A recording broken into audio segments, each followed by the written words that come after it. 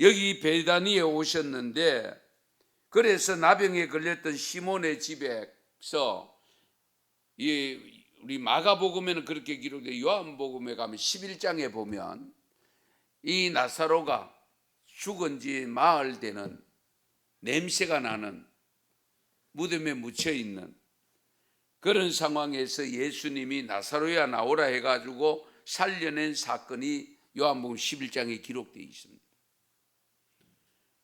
여러분, 죽었던 오빠가, 동생이 살아나왔다. 그걸 누가 살리느냐? 예수님이 살렸다. 그런데 그 예수님이 우리 집에 오셨다, 마을에 오셨다. 가만히 있을 사람 누가 있겠어요? 안 오시더라도 찾아가서라도 오시고 모셔서 대접하지 않겠습니까? 그래서 이 마리아가, 우리가 성경에 보면 마르다는 부엌에서 음식 준비를 하고, 그렇죠? 그런데 마리아는 그동안 모아놓은 향유 한 옥합, 한 병, 나다 한 병, 그걸 완전히 깨트려서 예수님의 머리에 부었다라고 했습니다. 여러분, 이 당시에 기름 모으는 게, 한 번에 한 병 모으는 것은 정말 어렵습니다. 한 방울 두 방울 조금씩 모아놓은 거, 몇 년 모았는지 모르지만은 그렇게 모아놓은 것이 한 병인데, 한 병의 가치가 요한복음 12장에 보면 가룟 유다가 계산이 바르잖아요. 유다가, 가룟 유다가. 그래서 회계를 맡았잖아요. 그런데 300데나리온 이상이라고 표현합니다. 300데나리온. 그걸 팔아다가 가난한 사람 나눠주지. 그때 보면은 어지간히도 선한 마음을 갖고 있는 것 같이 보이잖아요. 예. 그런데 그 300데나리온, 여러분 다 아시는 분은 아시지만 모르시는 분을 위해서 말씀드리면, 1데나리온이 당시에 노동자 하루 품삯입니다. 그러면 300일을 일을 해야 할 수 있는 것 따지면은, 오늘날 같이 주일날 쉬고 이렇게 하면은 1년 버는 것 가지고 살 수 있는 기름값입니다. 그러면 여러분, 하루의 품삯이 얼마인지는 다 다릅니다만은, 우리가 하루 품삯 10만 했을 때에 한 달이면 300만 원이고요. 그러면 12달이면은 얼마입니까? 3,600만 원. 그러면 300일 하루 품삯이니까 3천만 원 최소한. 이해가 되십니까? 그 기름을 한꺼번에 다 부었다니까요.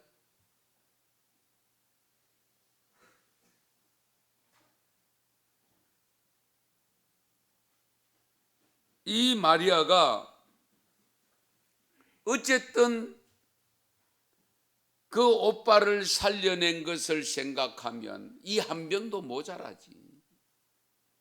그런데 갖고 있는 것 그 전부, 그 한 병은 당시에 아가씨들이 모은 것은 전부 결혼 준비금입니다. 그러면 그 한 병을 다 부었다는 것은 무엇을 의미할까요? 결혼까지도 늦추거나 포기했다는 것을 의미합니다. 그거 한 병 모으려고 하면 또 얼마나 모아야 되는데. 여러분, 월급을 300만 원 받아가지고 다 쓰고 저축하는 게 3분의 1이라고 생각하면 3년을 모아야 되잖아요. 그렇죠?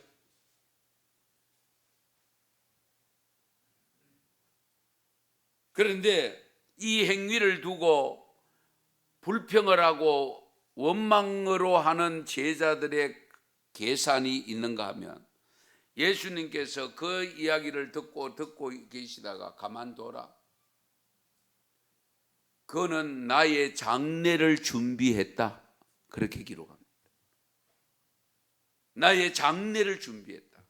왜 이 표현을 썼는가 하면, 이 말씀도 여러분, 당시 유대인들은 사람이 죽으면 시신에 향유를 바르는 것이 그 공식적으로 되어 있습니다.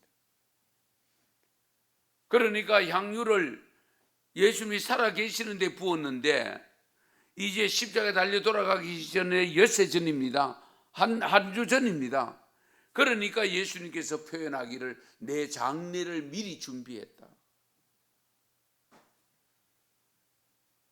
그러면 이 마리아가 예수님의 은혜에 대한 감사의 마음을 표현했는데 보다 구체적으로 어떻게 표현해야 되는가? 내가 감사의 마음을 가졌을 때에 그 감사의 마음을 어떻게 표현해야 될까 하는 것을 오늘 이 마리아에게서, 한 여인에게서 찾아보려고 합니다. 받은 은혜를 갚을 줄 아는 감사가 되어야 됩니다. 받은 은혜를 갚을 줄 아는 감사. 마리아가 예수님으로부터 받은 은혜가 큽니다. 말할 수 없는 은혜를 입은 자입니다. 그러나 언니 마르다도 같은 처지잖아요. 그렇죠? 그런데 마르다는 그런 행동을 하지 못했는데 동생 마리아는 받은 은혜를 갚을 줄 알았습니다. 마르다는 음식 대접하는 것으로 기껏 했는데 마리아는 완전히 자기의 결혼을 위하여 준비해 놓은 기름 한 옥합을 한 병을 다 부었습니다.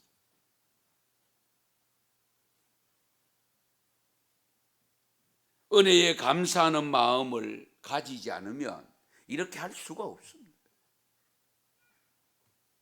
마리아는 받은 은혜에 감사하는 마음을 갖고 있었던 것인데 그 받은 은혜에 감사할 줄 모르는 사람들도 얼마든지 있을 수 있거든요. 배은망덕한 사람들도 많이 있잖아요. 적반하장격으로 등장하는 사람들도 있습니다. 물에서 건져 내왔더니만은 뭐 내놔라? 내 보따리 내놔라. 내 가방 내놔라.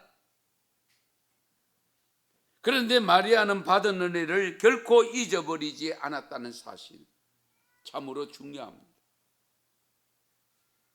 우리가 남을 도울 줄 모르는 것까지는 이해할 수 있으나 받은 은혜를 갚을 줄 모르는 것은 곤란합니다.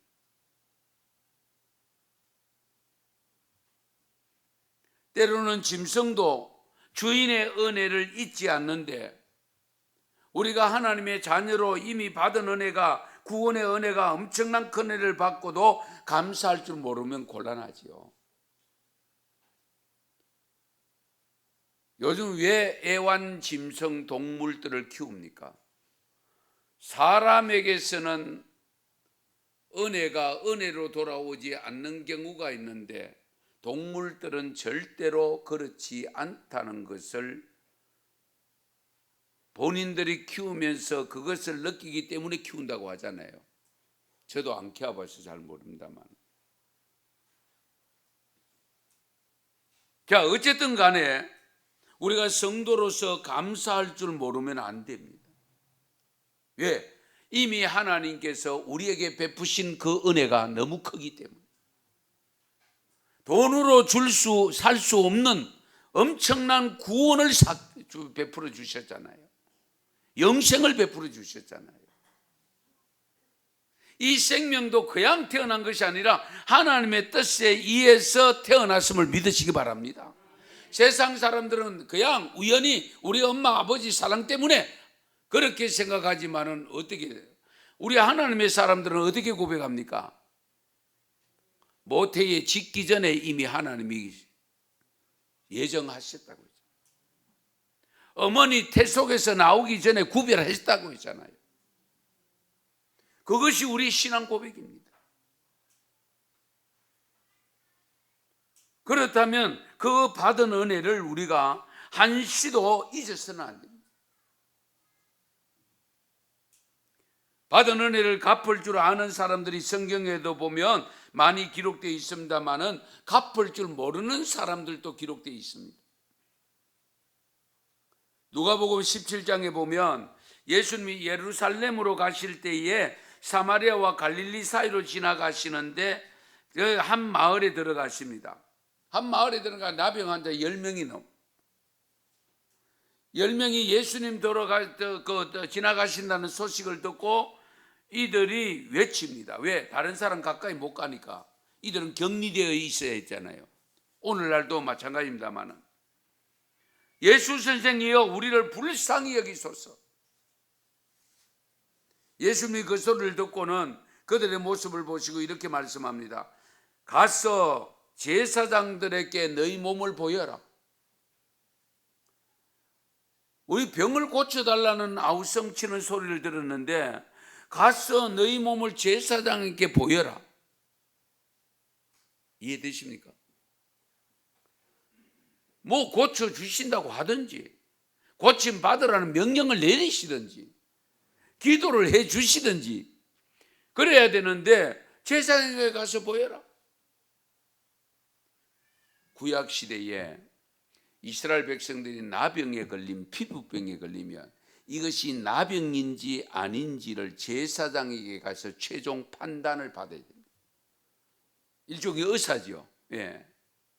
그리고 걸렸다가 치유가 되었으면 그 치유된 것도 나병이 진정으로 치유가 됐는지 아직도 남아있는지도 제사장에게 가서 확인을 받아야 됩니다. 최종 확인자. 그러면 예수님께서 예를 들면 우리를 고쳐달라고 아우성치는데 뭐 다른 가타부타 다른 이야기 없이 제사장에 가서 보여라는 것은 무엇을 의미할까요?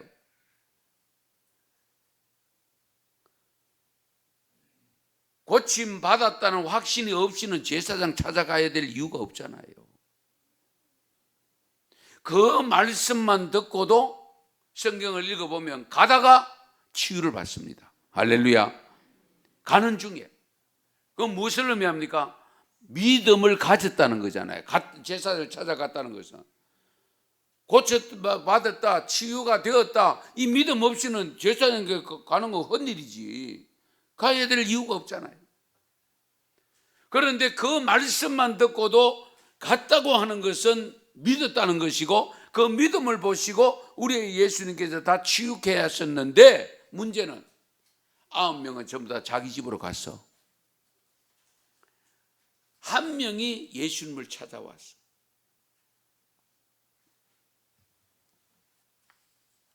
그래서 예수님께서 그 한 명이 찾아왔을 때에 뭐라고 하시는 거 아십니까? 10사람이 다 깨끗함을 받지 아니하였느냐? 그 9은 어디 갔느냐? 이 이방인 외에는 하나님께 영광을 돌리러 온 자가 없느냐? 그렇게 말씀합니다. 그러시고 중요한 선언을 하셨는데요. 그 17장 19절에 보면 일어나 가라. 내 믿음이 너를 구원하였느니라. 할렐루야. 자, 감사하러 온 이 한 사람은 내 믿음이 너를 구원하였다 하는 이 선언은 어떤 의미가 있을까요? 저는 두 가지라고 봅니다. 감사치 아니하고 돌아간 사람은 재발했을 수 있습니다. 그럴 가능성이 있습니다. 내 믿음이 너를 구원하였다. 너는 완전히 고침받았다. 이렇게 우리가 해석을 할 수 있잖아요. 그 다음에 두 번째 의미는 영육이 다 구원받았다. 영육이 다 구원받았다. 육신도 치료가 되었고 9명은 육신도 치료되었지만은 영혼까지 구원받았다. 너는 왜? 믿고 감사하기 위해서 찾아온 그것 때문에. 정말 중요한 부분 아닙니까? 크든 적든 어떤 것이든지 간에 정말로 하나님이 주신 것이라고 믿어지면 항상 감사하시기 바랍니다. 감사할 때에 내가 생각하는 것 이상의 것으로 다시금 더 풍성한 것으로 주어지는 것을 경험하고 체험할 수 있기 바랍니다. 그 다음에 이 여인은, 마리아는 이해 타산을 초월한 감사였습니다. 이해타산을 초월한 감사. 앞에서 잠깐 설명드렸지만은 300데나리온 3천만 원 시가가 되는 향유를 그냥 조건 없이 부은 거잖아요. 이해타산을 하면 어떻게 됩니까? 이거 부어버리면 결혼 어떻게 하지? 그럼 결혼 몇 년 연기되는 거야? 별의별 생각 다 할 수 있잖아요. 그런 계산, 이해타산이 들어오는 순간에는 그것을 그렇게 부을 수가 없습니다. 그렇게 감사 행위를 할 수가 없습니다.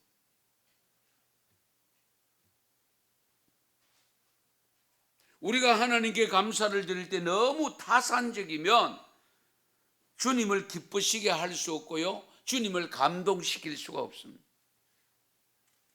우리가 사람과 사람 사이도 그렇잖아요. 그렇죠? 전혀 생각지도 못하게 나는 작은 것으로 베풀었는데 너무 엄청난 큰 것으로 돌아올 때에 감동이 될 수밖에 없잖아요. 예. 그런 감동이 오면 어떻게 됩니까? 앞으로는 더 크게 더 많이 드리고 싶은, 나누고 싶은 그런 마음이 들 수 있잖아요.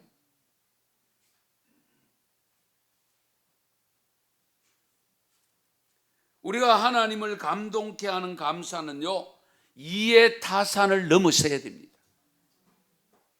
즉 다시 말씀드리면 계산적이지를 말아야 됩니다.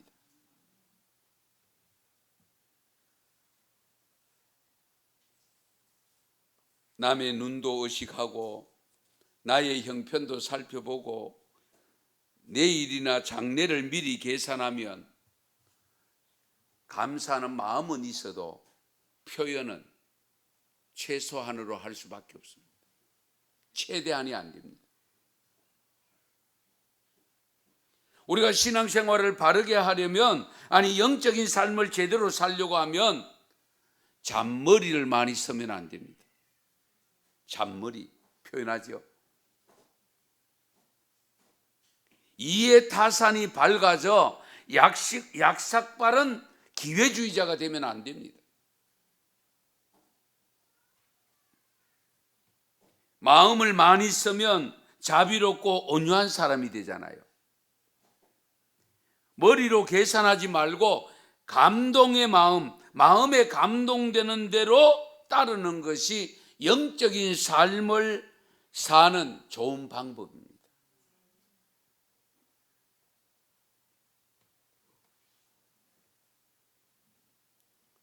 목사지만 저도 가끔 실수를 범할 때가 있습니다. 이게 몇 년 됐는데요. 지난 일인데요. 이번 추수감사절에는 어느 정도 감사 예물을 드려야 되겠다 생각을 했습니다. 그 생각을 갖고 있는데 어떤 생각이 찾아오는가 하면, 빈내가 사는 주제에 뭘 그렇게 많이 하려고 하느냐. 그 헌금 봉투를 보는, 만지는 재정위원들이 그 헌금 봉투 보고 빈내 쓴다 하지 말고 헌금 알아서 하시지 뭐 이렇게 많이 했노, 이렇게 시험이 들게 할 수도 있겠다, 이 생각이 들어오는 순간에 확 줄였습니다. 그런데 감사절 말씀을 준비하는 날, 전날 기도하면서 말씀을 준비하는데 또 목사가 돼가 그러면 되느냐? 솔직하게 고백하면 이 내용이 왔다 갔다. 그래서 그때는 죄송하지만 가족에게 일절 안 알리고 처음에 제가 생각했던 대로 다 드렸습니다. 예, 그것이 하나님과 나와의 바른 관계를 유지하는 비결이기 때문에. 할렐루야. 우리가 누구든지 이런 일. 그래서 우리가 절기 헌금, 특히 이렇게 헌금은요, 내가 생각이 딱 떠오를 때 그때 딱 제껴놔야 돼요. 목사의 경험으로 봐서. 그렇지 않으면 순간순간 찾아옵니다. 왜? 못할 이유가 찾아옵니다. 덜해도 될 이유가 찾아옵니다. 그러면 처음 생각했던 그 감동이 사라져버려요. 하면서도 불편합니다. 이래가 되겠나? 그러면서 하게 되잖아요. 예. 정말 감사하는 마음으로, 기쁜 마음으로 드려야 되는데. 사랑하는 성도 여러분, 마리아처럼 여러분이 어떤 헌금을 드리더라도 이해타산을 뛰어넘는 감사의 표현으로 드리는 헌금이 되시기 바랍니다. 그 다음 마지막으로 최선을 다한 감사였어요. 이 마리아는 최선을 다하는 감사. 이해타산을 뛰어넘으니까 자연적으로 찾아오는 최선을 다할 수밖에 없죠. 예. 옥합을 깨뜨리는데 한 방울도 남기지 않았습니다. 예. 여러분 다 한번 생각해 보십시오. 그것도 가장 더럽다고 여기는 발과 머리에 부었습니다. 다른 복음서에는 또 발에 부었다고도 되어 있습니다. 예. 이 머리에 부으면 자동적으로 흘러서 발로 이렇게 내려올 수밖에 없죠. 그게 어떤 기름인데 머리에다 붓다니, 발에다 붓다니, 상식적으로 이해가 안 되는 거예요.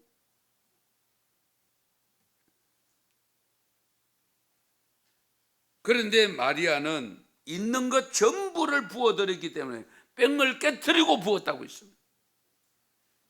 최선을 다한 아름다운 모습. 헌금 생활하는 데는 여러분들도 같은 경우들이 있을 것 같아서 말씀드린데요. 휴가철을 맞이해서 목사지만은 다른 교회 가서 예배 드릴 때가 있는데 마치 가는 날이 장날이라고 헌신 예배가 있어요. 그러면 또 헌신 예배 헌금 순서가 있어. 그러면은 지갑을 낸데 10,000원짜리와 50,000원짜리가 있어요. 1,000원짜리가 있어요. 그럼 갈등이 생깁니다. 10,000원을 해야 되나? 1,000원짜리 몇 개를 해야 되나? 그래도 명색이 목사인데 50,000원짜리를 해야 되나? 솔직한 고백입니다. 그런 것이 순간적으로 찾아옵니다. 예. 차라리 마음에 내가 얼마를 드려야 되겠다 이 생각을 가지고 내가 아낌없이 내가 그냥 드리면 제일 좋은데 그렇잖아요. 지갑을 열어보고 결정하려고 하니까 문제가 생기는 거예요. 예.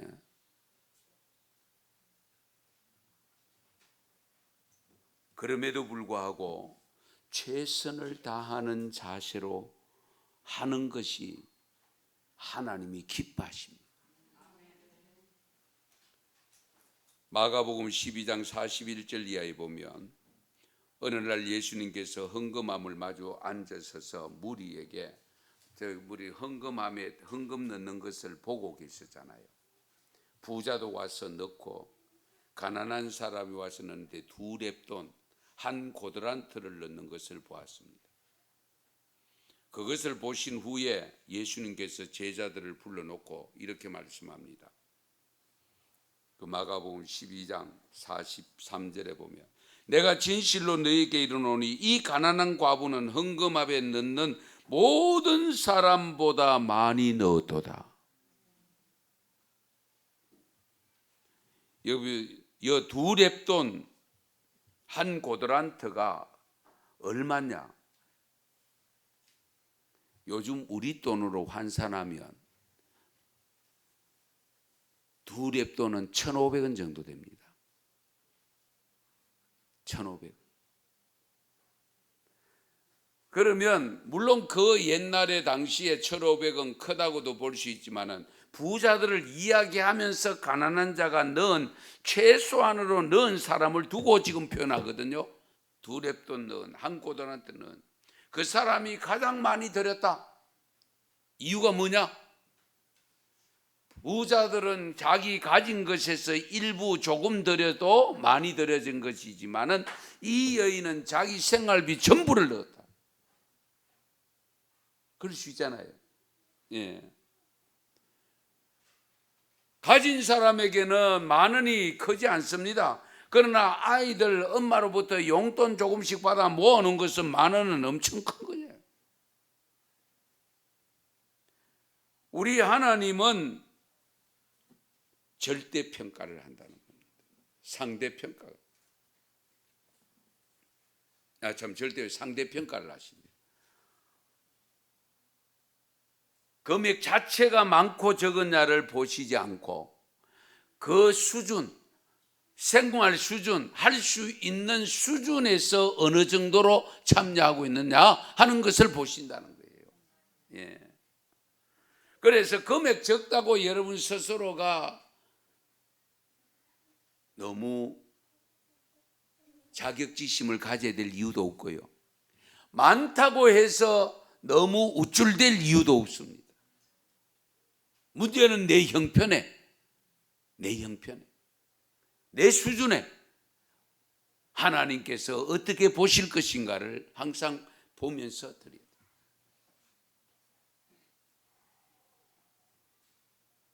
그래서 44절에 거기에 마가복음 12장 44절에 보면 그들은 다 풍족한 그 중에서 넣었거니와 이 과부는 그 가난한 중에서 자기의 모든 소유 곧 생활비 전부를 넣었느니라 하시니라.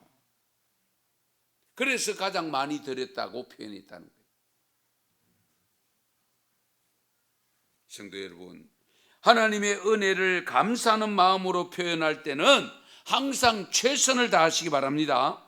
심지어 마리아는 수치를 무릅쓰고 최선을 다했습니다. 물질만 드린 것이 아니잖아요. 몸으로 드렸습니다. 어떻게 했어요? 예수님의 발에다가 자기 머리털로 그 발을 닦였다고 했잖아요. 한번 생각해 보세요. 머리는 함부로 건드리면 안 되는 곳이잖아요. 예? 다른 데는 건드려도. 그런데 그 머리털로 그 더러운 발을 닦였다. 이해가 되십니까? 자기의 모든 자존심까지 다 내려놓았습니다. 수치심까지 다 내려놓았습니다.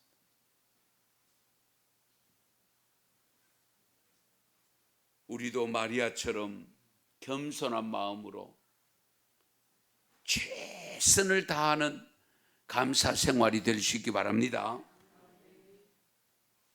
이렇게 최선을 다해서 겸손한 마음을 가지고 하나님 앞에 감사의 표현을 했을 때에 우리 주님께서 표현을 받았을 때에 우리 주님이 어떤 복을 주시는지 아세요? 오늘 본문의 두 가지 복입니다. 첫 번째 복은요, 여러분 잘 아시는 대로 앞에서 말씀했습니다마는 예수님이 장례를 준비하는 것이 되었습니다. 장례를 준비하는 것. 이 엄청난 일이 아닙니까? 예.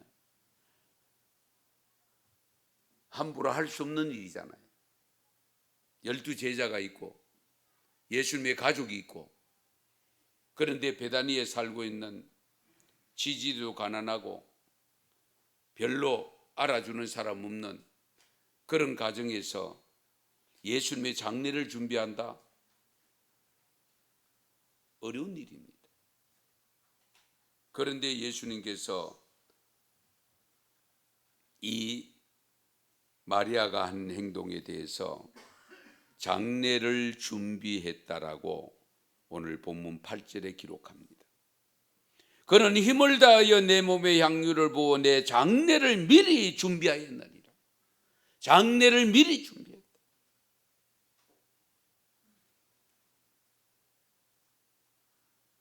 장례를 미리 준비하는 믿음을 가지고 그것을 인정했는데 구원받지 못하겠습니까? 당연히 구원받지요.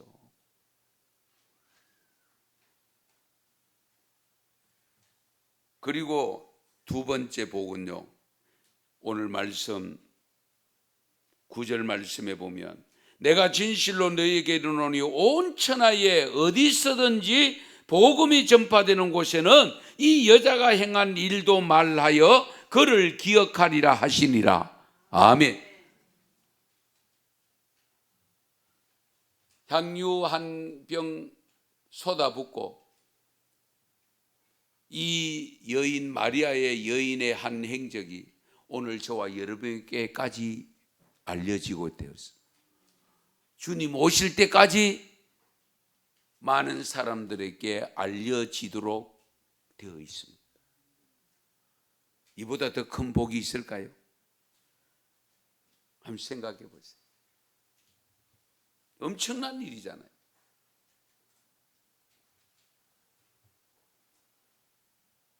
이런 측면에서 보면 정말 우리가 하나님 앞에 감사의 마음을 담아 하나님 앞에 드리는 것은 하나님 앞에 공짜가 없어요. 하나님은 반드시 그것을 받으시고는 우리에게 더 큰 은혜를 베풀어 주시는 분임을 믿으시기 바랍니다. 성도 여러분, 모든 문제 해답은요, 감사하는 삶에서 찾을 수가 있습니다. 한 성도가 목사님을 찾아 상담을 했는데, 목사님, 사업에 큰 문제가 생겼습니다. 어떻게 하면 좋을까요? 자초지종 이야기를 다 들으신 목사님이 그 성도님에게 하나님께 감사하십시오 그랬다는 거예요. 며칠 있다가 또 다른 성도가 또 상담을 하러 왔는데, 목사님, 하나님께 드린 기도의 응답을 기다리는 중입니다. 너무 초조합니다. 어떻게 하면 좋을까요? 그 성도에게도 목사님이 하나님께 감사하십시오 그랬다는 거예요. 그 다음 또 며칠 지나지 않는데 또 성도가 상담하러 왔는데, 이번에 상담자는 목사님, 지난번 말씀드렸던 문제가 어느 정도 해결되어 가고 있습니다. 잘 마무리를 짓고 싶은데 좋은 방법 없을까요? 그 내용도 다 듣고 난 다음에 목사님이 하나님께 감사하십시오 그랬다는 거예요. 하나님께 감사하는 것이 문제의 정답입니다. 문제의 정답. 세상에 무엇 하나도 하나님을 통하지 않고 생긴 것이 없고요, 세상에서 아무리 작은 일 하나라도 하나님의 섭리가 아닌 것이 없음을 믿으시기 바랍니다. 그래야 감사가 됩니다. 이건 내가 했다, 이건 누가 했다, 그러는 순간에 감사가 사라집니다. 그러나 나의 일거수일투족, 내가 생각하는 것까지도 하나님이 섭리하시고 주관하신다는 것을 믿는다면 우리가 감사하지 않을 수 있겠어요? 오늘 당장에 여러분이 대면 예배를 드릴 수 있는 것만 해도 감사한 일이잖아요. 한번 생각해 보시죠. 그러므로 우리가 하나님 앞에 늘 감사하는 삶을 살아야 된다는 걸 아는 것으로만 머물면 안 됩니다. 항상 감사의 마음을 표현해서 정말 최선을 다해서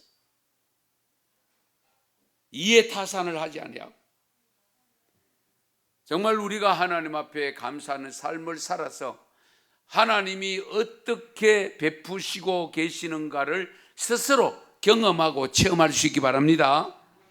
감사하라 내 영혼아, 감사하라 내 영혼아, 내 속에 있는 것들아 다